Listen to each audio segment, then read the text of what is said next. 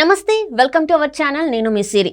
ఈ రోజు మనతో పాటు ఉన్నారు ప్రముఖ senior political analyst Rajesh Appasani గారు. నమస్కారం సార్. నమస్తే సార్, మనం చూస్తున్నాం రోజుకి అంటే వైసీపీలో చాలా అసంతృప్తులు ఎక్కువైపోతున్నారు. ఇప్పుడు ఏంటంటే రీసెంట్గా చూస్తున్నట్టయితే మన తాడపల్లి ప్యాలెస్లో తిరుగుబాటుకి కూడా ఎమ్మెల్యేలు పాల్పడడం జరిగింది. జగన్ మాట వినట్లేదు అని చెప్పేసి కూడా మనకి వినిపిస్తున్నాయి. అసలు ఎందుకు సార్ ఇంతమంది వలసలు బయటకు వస్తున్నారు, వేరే పార్టీలలో జాయిన్ అవుతున్నారు? ఇంకొకటి ఏంటంటే వైసీపీకి ఓటమి కళ వచ్చేసిందని కూడా చాలామంది అంటున్నారు. అసలు ఈ పరిణామాలను ఎలా పరిగణించాలి సార్ మనం? మీరు ప్రస్తావించింది 100% వాస్తవంతో కూడిన అంశం అది. ఎందుకనంటే ఇప్పుడు జరుగుతున్న రాజకీయ పరిస్థితులు పరిణామాలను ఒకసారి గమనించుకుంటే 175 స్థానాలు ఉన్న అసెంబ్లీలో 151 స్థానాలతో అధికారం దక్కించుకున్న జగన్మోహన్ రెడ్డి గారి నాయకత్వంలో ఉన్న వైసీపీ పార్టీ 2024 ఎన్నికలకి సమాయత్తం అవుతున్న నేపథ్యంలో జగన్మోహన్ రెడ్డి గారు స్వయంగా సృష్టించుకుంటున్న సంక్షోభం. ఎందుకు? ప్రజలు ఆయన పట్ల ఒక హై ఎక్స్పెక్టేషన్ తోటి ఆయనకు అటువంటి అధికారం కట్టబెట్టారు. ఇప్పుడు అవుట్ ఆఫ్ 175 151 స్థానాలు దక్కడం అంటే అది చిన్న ఇష్యూ కాదు, చిన్న గెలుపు కాదు, భారీ విజయం అది. అంత నమ్మకం ప్రజలు ఆయన మీద చూపించినప్పుడు ఎంత ప్రజారంజకంగా ఆయన పరిపాలన సాగాలి? ప్రజామోదంతో మళ్ళీ తిరిగి ఎన్నిక కావాల్సిన జగన్మోహన్ రెడ్డి గారు ఎందుకు ప్రజల నుంచి దూరం జరిగారు? ఇవాళ పార్టీలో అభ్యర్థుల మార్పు లాంటి కొంగొత్త నిర్ణయాలు తీసుకోవాల్సిన పరిస్థితులు ఆయనకు ఎందుకు దాపురించినాయి? అది ఎమ్మెల్యేలు చేసిన తప్ప, పాలకుడిగా జగన్మోహన్ రెడ్డి గారు చేసిన తప్ప. ఇక్కడ గమనించుకుంటే జగన్మోహన్ రెడ్డి గారు 92 మంది ఎమ్మెల్యేల పట్ల ప్రజల్లో వ్యతిరేకత ఉంది అని చెప్పని ఎమ్మెల్యేల అభ్యర్థిత్వాలు మార్పు చేర్పు చేయడానికి, కొంతమంది అభ్యర్థిత్వాలను నిరాకరించడానికి సిద్ధపడతా ఉన్నారు. Right sir. ఇక్కడ ఎమ్మెల్యేలు ఏమంటున్నారు? నిర్ణయాధికారం మీ చేతిలో ఉంది, అధికారాలు మొత్తం మీ దగ్గర సెంట్రలైజ్ అయ్యి ఉన్నాయి, మెకానిజం మీ దగ్గర ఉంది, రిసోర్సెస్ మీ దగ్గర ఉన్నాయి. మాకు కనీసం ఈ 4 సంవత్సరాలుగా not even a single time appointment కూడా ఇవ్వని ఎమ్మెల్యేలు కొంతమంది ఉన్నారు. అంటే మా నియోజకవర్గాలకు సంబంధించిన ప్రజలు మా దగ్గరకు వచ్చి ప్రస్తావిస్తున్న అంశాలు మీ దగ్గరకు వచ్చి చెప్పుకోవాలి అని అంటే కనీసం ఒక్కసారి కూడా అపాయింట్మెంట్ ఇవ్వని దక్కని ఎమ్మెల్యేలు చాలామంది ఉన్నారు. ఇటువంటి నేపథ్యంలో నాయకుడిగా మీరు ఉన్నప్పుడు, మా మొర మీరు ఆలకించినప్పుడు, మీరు తీసుకుంటున్న నిర్ణయాల పర్యవసానం ప్రజల్లో వ్యతిరేకత పెరుగుతున్నప్పుడు ఇవాళ బలిపశువులుగా మమ్మల్ని ఎట్లా చిత్రీకరిస్తారు? గవర్నమెంట్ అనేది కలెక్టివ్ రెస్పాన్సిబిలిటీ. 151 మంది ఎమ్మెల్యేల సమూహం ప్రభుత్వం. జగన్మోహన్ రెడ్డి గారు కూడా మిగిలిన ఎమ్మెల్యేలాగానే ఆయన కూడా పులివెందుల్లో గెలిచిన ఎమ్మెల్యే. ప్రజలు ఆయన్ని రాష్ట్ర ముఖ్యమంత్రిగా, రాష్ట్ర వ్యాప్తంగా జరిగిన అధ్యక్ష తరహా ఎన్నిక కాదు ఇది. ఎమ్మెల్యేలు ఎన్నుకున్నారు, ఎమ్మెల్యేలు వాళ్ళ నాయకుడిగా జగన్మోహన్ రెడ్డి గారిని ఎన్నుకున్నారు. ఆయన కూడా ఈ 151 మందిలో ఒక ఎమ్మెల్యే. ఈ మిగిలిన 150 మంది కలిపి మాకు నాయకుడిగా నువ్వు ఉండు అని ఆయన ఎన్నుకున్నారు. ఈ 150 మంది కలిపి ఆయన నాయకుడిగా ఎన్నుకున్నారు కాబట్టి మీరు ముఖ్యమంత్రిగా ప్రమాణ స్వీకారం చేయండి అని చెప్పని గవర్నర్గా ఆయన ఆహ్వానించారు. ఆయన గవర్నమెంట్ ఫామ్ చేశారు. కాబట్టి మా అందరికీ నాయకుడిగా ఉన్న మీరు మాకు యాక్సెస్ లేకుండా పోయారు. మీరు ఒక పరిధి గీచుకొని కొంతమందిని మీ చుట్టూ పెట్టుకొని వాళ్ళ ఆదేశాలు మేము పాటించాల్సిన పరిస్థితులు సృష్టించారు. మాకు సంబంధించిన ఏ అంశం మీకు నివేదించుకోవాలన్నా సలహాదారులను, మీ వ్యక్తిగత కార్యదర్శి ఐఏఎస్ అధికారి ధనంజయ రెడ్డిని కలవాల్సిన పరిస్థితులు సృష్టించారు తప్ప మీరు మాకు యాక్సెస్ ఇవ్వాల. ఇటువంటి నేపథ్యంలో ప్రజలు ఏమనుకుంటున్నారో అనేది ప్రజలతో మమేకమవుతున్న మాకు తెలుసు.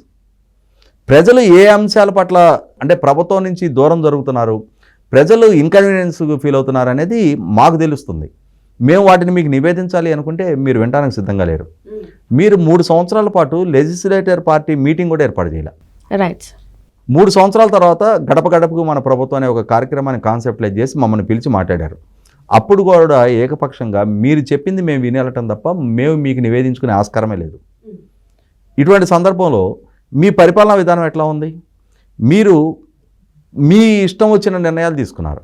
రాజధాని విధ్వంసం మీరు తీసుకున్న నిర్ణయం, పక్క రాష్ట్రాల కన్నా పెట్రోల్ డీజిల్ 10 రూపాయలకు అధికంగా అమ్మే నిర్ణయం మీరు తీసుకున్న నిర్ణయం, 8 సార్లు కరెంటు బిల్లు పెంచే నిర్ణయం మీరు తీసుకున్న నిర్ణయం, 3 సార్లు ఆర్టీసీ ఛార్జీలు పెంచే నిర్ణయం మీరు తీసుకున్న నిర్ణయం, పారిశ్రామిక పెట్టుబడుల ఒప్పందాలని రద్దు చేసే నిర్ణయం మీరు తీసుకున్న నిర్ణయం, పవర్ పర్చేసింగ్ అగ్రిమెంట్ రద్దు నిర్ణయం మీరు తీసుకున్న నిర్ణయం, ఇసుక పాలసీ రద్దు నిర్ణయం మీరు తీసుకున్నారు, అన్న క్యాంటీన్ రద్దు నిర్ణయం మీరు తీసుకున్నారు. ఇవాళ ప్రజల్లో వ్యతిరేకతగా మమ్మల్ని ఎందుకు బాధ్యత చేస్తున్నారు? ఇవన్నీ కలిపి కన్సాలిడేట్ అయ్యి ప్రభుత్వం పట్ల వ్యతిరేకత పెరిగింది. వ్యతిరేకతకు బాధ్యులు మీరు మమ్మల్ని ఎట్లా బలిపశువులను చేస్తారు అనేది వాళ్ళ ఎమ్మెల్యేల్లో అంతర్గతంగా ఒక అంతర్మదనం మొదలైంది. ఆ మొదలైన నేపథ్యంలోనే జగన్మోహన్ రెడ్డి గారు వాళ్ళని పిలిపించి కనీసం మర్యాదపూర్వకంగా గత 4.5 సంవత్సరాలుగా తనతో పాటు శైలైన ఎమ్మెల్యేలని తను మర్యాదపూర్వకంగా కలిసి మీ అభ్యర్థిత్వం నిరాకరిస్తున్నాను, మీ పట్ల వ్యతిరేక ఫలితాలు అందుతున్నాయి, ఈసారి వేరే వారిని ప్రతిపాదిస్తున్నా, మీరు వారి గెలుపుకు దోహదం చేయండి, మళ్ళీ తిరిగి మనం అధికారంలోకి వచ్చిన తర్వాత మీకు సరైన గుర్తింపు గౌరవం ఇస్తాను అని చెప్పని మర్యాదపూర్వకంగా చెప్పడం అనే అంశాన్ని కూడా జగన్మోహన్ రెడ్డి గారు విస్మరిస్తారు. ఇక్కడ ఏమంటున్నారంటే ఎమ్మెల్యేల పద్ధతి బాగాలేదు కాబట్టి నేను వాళ్ళ స్థాన చలనం చేస్తున్నాను, లేకపోతే టికెట్ ఇవ్వడం లేదని చెప్పేసి జగన్మోహన్ రెడ్డి గారు ఎమ్మెల్యేలతో చెప్పడం జరిగింది అని చెప్పేసి అంటున్నారు. సో ఇందులో వాస్తవం ఉందంటారా సార్? మరి నేను ఇప్పుడు దాకా చెప్తుంది అదే. జగన్మోహన్ రెడ్డి గారు ప్రజల్లో పెరుగుతున్న వ్యతిరేకతకి ఎమ్మెల్యేలని బాధ్యులుగా చేస్తున్నారు. వాస్తవ పరిస్థితి ఏంటి మనందరికి కూడా తెలిసిన అంశమే. అక్కడ ఎమ్మెల్యేలకి ఏ నిర్ణయాధికారం లేదు. ఇవాళ నేను ఇందాక ప్రస్తావించిన ప్రజల్లో వ్యతిరేకత ఎందుకు పెరిగింది? జగన్మోహన్ రెడ్డి గారు 2019 ఎన్నికల్లో గెలవడానికి చాలా వర్గాలని మచ్చిక చేసుకున్నారు. చాలా వర్గాల ప్రజలకు వివిధ వాగ్దానాలు చేశారు. ఆ చేసే ప్రాసెస్లో ఆనాటి ప్రభుత్వం మీద చాలా ఆరోపణలు చేశారు. ఇవాళ ఆ ఆరోపణల్ని ప్రజలు నమ్మారు. ఆనాటి ప్రభుత్వానికి వ్యతిరేకంగా నిర్ణయం తీసుకున్నారు. ఈయన చేసిన వాగ్దానాలని ప్రజలు నమ్మారు. కాబట్టి ఈయన అడిగిన దానికన్నా ఎక్కువ సీట్లు ప్రజలు కట్టబెట్టారు ఆయనకి. ఈ కట్టబెట్టిన నేపథ్యంలో ప్రజలు ఒక హై ఎక్స్పెక్టేషన్ తోటి ఆయనకు అధికారం కట్టబెట్టిన తర్వాత దానికి తగిన పాలన ఆయన వైపు నుంచి ఆశిస్తారు. ఆశించే ప్రాసెస్లో జరిగిందేంటి? 4.5 సంవత్సరాల కాలం గడిచిపోయింది. ఆయన చేసిన వాగ్దానాలు నెరవేరకపోగా ప్రజల్లో వ్యతిరేకత పెరిగిపోయింది. ఎందుకు పెరిగిపోయింది వ్యతిరేకత? ఆయన యువతను లక్ష్యంగా చేసుకొని చాలా వాగ్దానాలు చేశారు. యూనివర్సిటీల చుట్టూ తిరిగారు. యోబేరి అని చెప్పని సదస్సులు ఏర్పాటు చేశారు. నేను పోరాట యోధుడిని, నాకు మెజార్టీ ఎంపీ స్థానాలు ఇవ్వండి, నేను కేంద్రం మెడలు వంచి ప్రత్యేక హోదా సాధిస్తా, ప్రత్యేక హోదా కనుక సాధించిన పక్షంలో 13 జిల్లాలని 13 హైదరాబాదులుగా అభివృద్ధి చేస్తా, మీకు మెరుగైన ఉపాధి అవకాశాలు కల్పిస్తా, వలసలు లేని ఉపాధి కల్పిస్తా, ప్రపంచవ్యాప్తంగా ఉన్న పెట్టుబడులు మొత్తం ఆంధ్ర ప్రాంతానికి రప్పిస్తా, ఇక్కడ పారిశ్రామికీకరణ పెంచుతా, సంపద సృష్టి చేస్తా, 2,30,000 ప్రభుత్వ ఉద్యోగాలని భర్తీ చేస్తా, మెగా డిఎస్సి కండక్ట్ చేస్తా అని చెప్పని ఇట్లా రకరకాల వాగ్దానాలు యువతకు చేశారు ఆయన.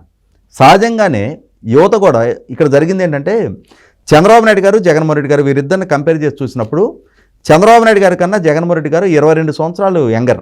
రైట్. దాంతో ఈ యువత మొత్తం కూడా జగన్మోహన్ రెడ్డి గారు మా ఐకాన్ అని భావించారు. ఇన్ఫ్యాక్ట్ చంద్రబాబు నాయుడు గారి కన్నా కూడా జగన్మోహన్ రెడ్డి గారు మాకు దగ్గరగా ఉన్న ఏజ్ అని చెప్పని భావించారు. మా జనరేషను సమస్యల్ని అడ్రస్ చేయగలిగే నాయకుడు ఈయన, మమ్మల్ని అర్థం చేసుకోగలిగే పరిజ్ఞానం ఈయనకుంటుంది, మాకు దగ్గరగా ఉన్న ఏజ్ గ్రూప్ అని చెప్పని భావించి ఆయన వైపు అట్రాక్ట్ అయ్యారు. కానీ పాలకుడిగా జగన్మోహన్ రెడ్డి గారు ఆయన చేసిన ఏ ఒక్క వాగ్దానాన్ని నెరవేర్చుకోవాలి.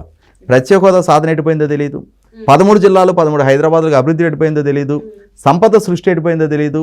ఇవాళ లక్షల కోట్ల అప్పుల్లో రాష్ట్రాన్ని ముంచేశారు. అదే సందర్భంలో లక్షల ప్రభుత్వ ఉద్యోగాల భర్తీ అనేది అగమగోచరంగా మారిపోయింది. మెగా డిఎస్సి అసలు ప్రస్తావన లేదు.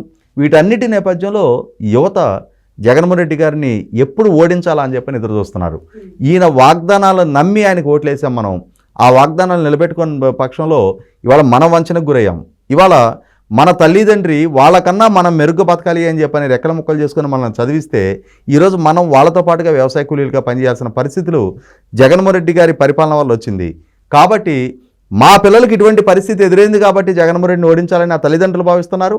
మాకు ఇటువంటి పరిస్థితి సృష్టించాడు కాబట్టి జగన్మోహన్ రెడ్డిని ఓడించాలని చెప్పని యువత కూడా భావిస్తున్నారు. అంటే అందుకోసమే ఇంతమంది అసంతృప్తులు బయటకు వస్తున్నారు అనుకోవచ్చా సార్? అంటే ఎమ్మెల్యేలు ఎవరైతే ఉన్నారో మనం చూస్తే రీసెంట్గా చూసినట్టయితే ద్వారకానాథ్ రెడ్డి గారు కూడా బయటకు వచ్చారు. అయితే ఇప్పుడున్న రీసెంట్ టైమ్స్లో ఏంటంటే విజయసాయి రెడ్డి కూడా బయటకు వచ్చే అవకాశాలు ఉన్నాయి, మళ్ళీ టీడీపీలో జాయిన్ అయ్యే అవకాశాలు కూడా కనిపిస్తున్నాయని చెప్పేసి మాట్లాడుతున్నారు. సో అంటే ఇప్పుడు ఓటర్లే కాకుండా లోపల ఉన్న ఎమ్మెల్యేలు తనకి సన్నిహితులు కూడా అసంతృప్తిగా ఉన్నారు.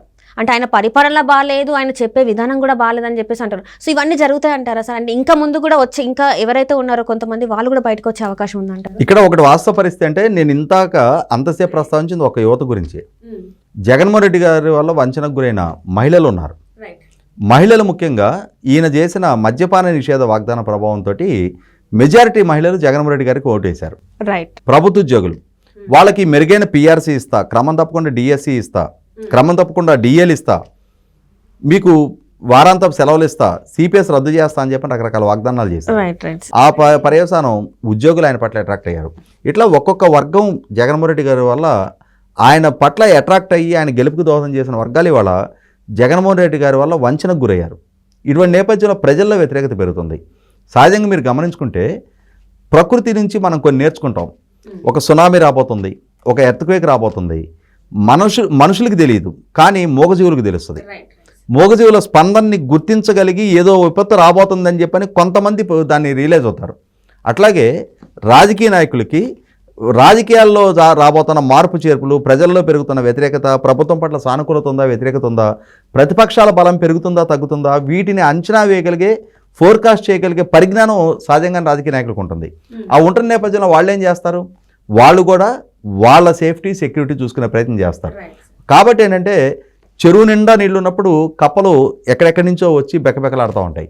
చెరువు ఎండిపోతుంది అంటే ఈ కప్పలు ఎండిపోతాయో తెలియదు. ఇవాళ జగన్మోహన్ రెడ్డి గారికి అధికారం దక్కబోతుంది అన్నప్పుడు వివిధ పార్టీల నుంచి ఆ రోజు కాంగ్రెస్ పార్టీని జీరో చేసి నాయకులందరూ జగన్మోహన్ రెడ్డి గారి వెనక సేల్ అయ్యారు. ఇప్పుడు జగన్మోహన్ రెడ్డి గారికి వ్యతిరేక ఫలితాలు రాబోతున్నాయి. ఆయన తీసుకుంటున్న నిర్ణయ పర్యవసానం నియోజకవర్గాల్లో ఎమ్మెల్యేల రాజకీయ భవిష్యత్తు అస్థిరపరుస్తూ ఉన్నారు ఆయన. ఇటువంటి నేపథ్యంలోనే ఎమ్మెల్యేలు ఆయన నుంచి దూరం జరుగుతున్నారు. మనం కోటమిరెడ్డి శ్రీధర్ రెడ్డి గారిని, ఆనవ రామనారాయణ రెడ్డి గారిని, ఉండవల్లి శ్రీదేవి గారిని, మేకపాటి చంద్రశేఖర్ రెడ్డి గారిని చూసాం. తర్వాత జ్యోతుల చంటిబాబు గారిని చూసాం. నిన్న రాయదుర్గం ఎమ్మెల్యే కాపు రామచంద్రారెడ్డి గారు చాలా లాయలు జగన్మోహన్ రెడ్డి గారికి. మంగళగిరి ఎమ్మెల్యే ఆళ్ల రామకృష్ణారెడ్డిని చూసాం. ఇట్లా జగన్మోహన్ రెడ్డి గారితో అత్యంత సాన్నిహిత్యం కలిగి ఉన్న, సుదీర్ఘకాలం ఆయనతో పాటు సేల్ అయ్యి ఉన్న నాయకులు ఇవాళ జగన్మోహన్ రెడ్డి గారు వైఖరితోటి విసిగి వేసారి ఆయన నుంచి దూరం జరుగుతూ ఉన్నారు. ఇటువంటి నేపథ్యంలోనే ఇదే ఇంపాక్ట్ మిగిలిన శ్రేణుల మీద పడుద్ది, క్యాడర్ మీద, ప్రజల మీద, ఓట్ బ్యాంక్ మీద కూడా పట్టం ఖాయం. ఇటువంటి నేపథ్యంలో జగన్మోహన్ రెడ్డి గారి రాజకీయ ప్రస్థానం అనేది 2024 ఎన్నికల్లో ఒక ముగింపు దశకు చేరుకోబోతుంది అనేది ఆ పార్టీ శ్రేణులే రిలీజ్ అవుతున్నాయి. కాబట్టి ఎవరి రాజకీయ భవిష్యత్తు సుస్థిరం చేసుకోవడానికి వాళ్ళు వివిధ పార్టీలను ఆశ్రయించబోతున్న పరిస్థితులు కనిపిస్తున్నాయి. ఇక్కడ వివిధ పార్టీల నుంచి ఎట్లయితే జగన్మోహన్ రెడ్డి గారి వెనక సేల్ అయ్యారు ఒకరోజు, ఇవాళ ఆ పరిస్థితి జగన్మోహన్ రెడ్డి గారిని జగన్మోహన్ రెడ్డి గారు మళ్ళీ తిరిగి మా అందరి రాజకీయ భవిష్యత్తు సుస్థిరం చేసే దిశగా అడుగులేయటం లేదు, ఆయనని ప్రజలు ఓడించబోతున్నారని చెప్పి రిలీజ్ అవుతున్న నేపథ్యంలో వీళ్ళందరూ కూడా ముందుగానే కొంచెం ప్రకృతిలో మూగజేవాళ్ళలాగానే ఈ రాజకీయపు జీవులు కూడా వాళ్ళ సేఫ్టీ చూసుకొని వాళ్ళ ప్రస్థానం వాళ్ళు ముందుగానే బిగిన్ చేసుకుంటున్నారు.